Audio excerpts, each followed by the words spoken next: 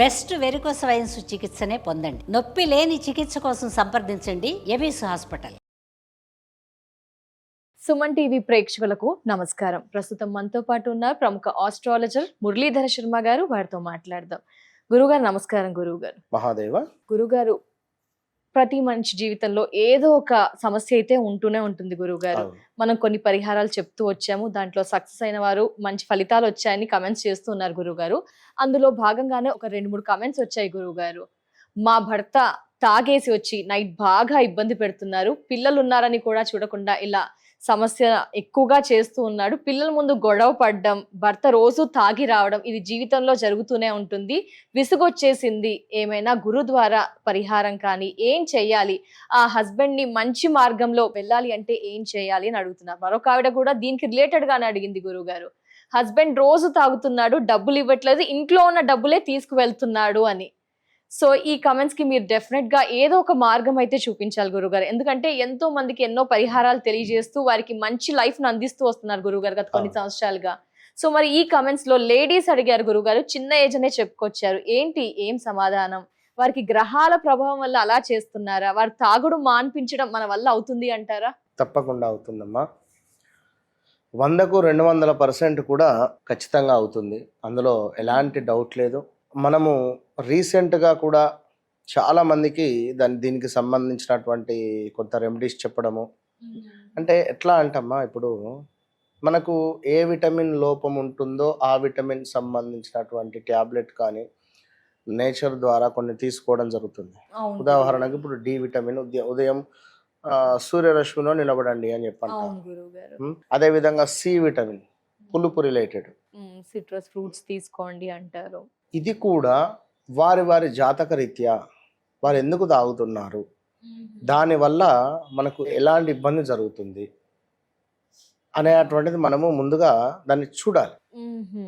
కేసును మనము 1కి 4 సార్లు దాన్ని స్టడీ చేసి మరి ఈ వ్యక్తికి ఎలాంటి రెమెడీ ఇవ్వాలి, ఏ విధంగానైతే మనము మన యొక్క శరీరంలో ఈ విటమిన్ లోపం అని చెప్పి తీసుకుంటున్నామో తనకు కూడా ఏ విటమిన్కు సంబంధించినటువంటిది, అంటే విటమిన్ అంటే లైక్ గ్రహము, గ్రహానికి జాతక రీత్యా ఉండేటువంటి గ్రహ ఇబ్బంది ఎందుకు, ఈ డ్రింక్ రిలేటెడ్ అంటే రాహువు శని, జాతకములో రాహువు శని సంబంధించినటువంటి ఇబ్బందులు కొన్ని స్థానాలలో ఉంటే వారు విపరీతంగా తాగుతారు.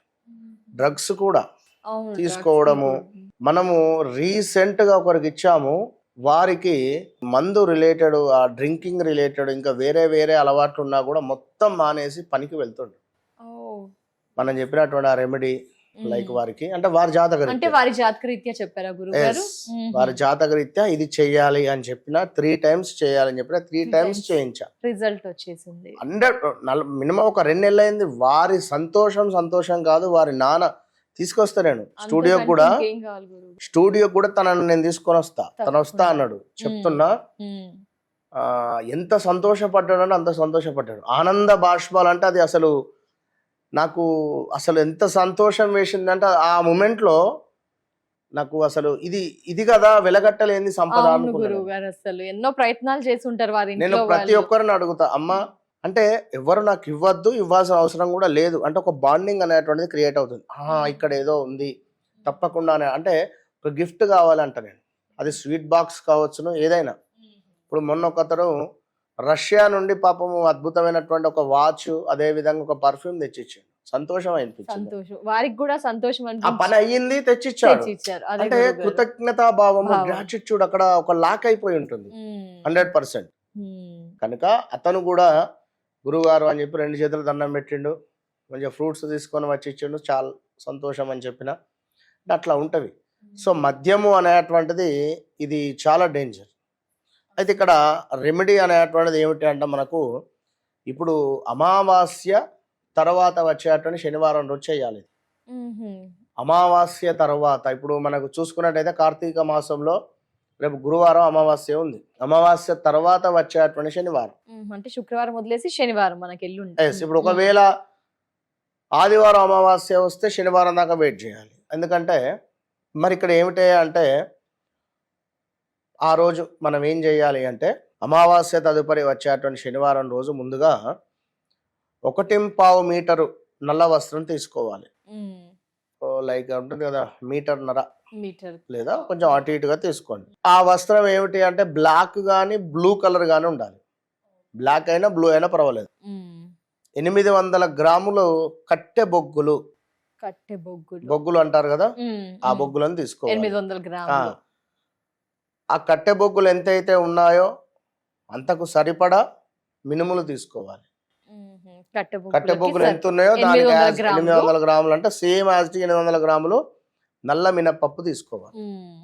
ఇక అదే విధంగా కొన్ని నల్ల నువ్వులు, సేమ్ యాజ్ ఇట్ ఈజ్ అంతే బరువు గల నల్ల నువ్వులు 800 గ్రాములు ఉండే విధంగానే. అదేవిధంగా 8 మేకులు, మేకులు 8 తీసుకోవాలి.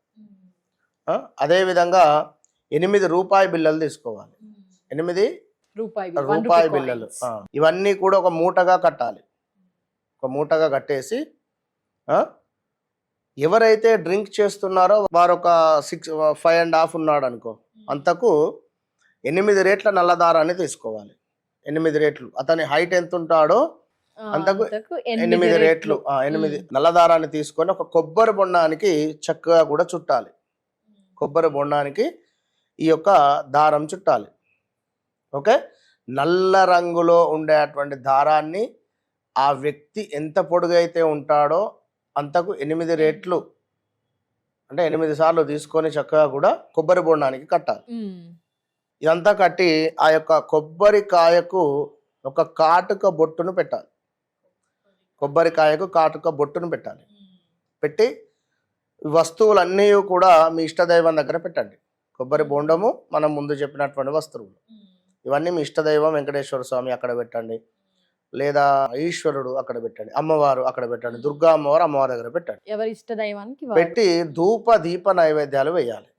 వేసి చక్కగా కూడా ఆ రోజున ఆ వ్యక్తి పడుకునేటువంటి మంచం కింద పెట్టండి. ఇవి పెట్టేసి వీటన్నింటినీ కూడా నెక్స్ట్ డే పారే నీటిలో కానీ ఎవరు తొక్కని ప్రదేశంలో కానీ కుదిరితే పారే నీటిలోనే విడిచిపెట్టండి. దూరమైనా పర్వాలేదు వెళ్ళండి, దూరమైనా పర్వాలేదు వెళ్ళి వీటన్నింటినీ కూడా తప్పకుండా కూడా పారే నీటిలో విడిచిపెట్టండి. కొట్టుకుపోయినప్పుడు ఇవన్నీ కొట్టుకుపోతూ ఉంటాయి కదా, ఆ నీటిలో విడిచిపెట్టిన తర్వాత ఇవన్నీ కొట్టుకుపోతూ ఉండగా తప్పకుండా ఆ యొక్క మద్యానికి వ్యసనము అయి ఉన్నాడో అతని పేరును చెప్పుకోవాలి మనసులో. చెప్పుకొని ఈ వ్యసనాలన్నీ కూడా ఈ నీటిలో కొట్టుకుపోవాలి తప్పకుండా అని మనసులో నమస్కరించుకొని వాటిని అన్నిటిని కూడా విడిచిపెట్టాలి. విడిచిపెట్టిన తర్వాత అన్నీ కూడా కొట్టుకొని పోతవి. వెనుదిరిగి చూడకుండా ఇంటికి రండి. వచ్చి చక్కగా కూడా స్నానాది కార్యక్రమాలు చేసుకోండి.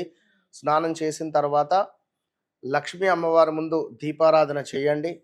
దీపారాధన చేసి అమ్మవారిని నమస్కరించుకోండి. అత్యంత అద్భుతంగా కూడా శీఘ్రమైనటువంటి రోజులలో మ్యాక్సిమం 11 నుంచి 21 రోజులలో తను మానేస్తారు.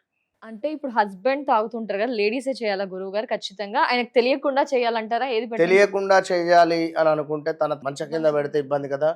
సో కనుక ఇవన్నీ భార్య చేసేసి తీసుకువెళ్ళి పారనీటిలో పారేయండి అదే రోజు. లేదు కొడుకు అనుకో, తండ్రి చేయండి, తల్లి చేయండి. తప్పకుండా గురువు గారు. ధన్యవాదాలు గురువు గారు. నమస్కారం. మహాదేవ.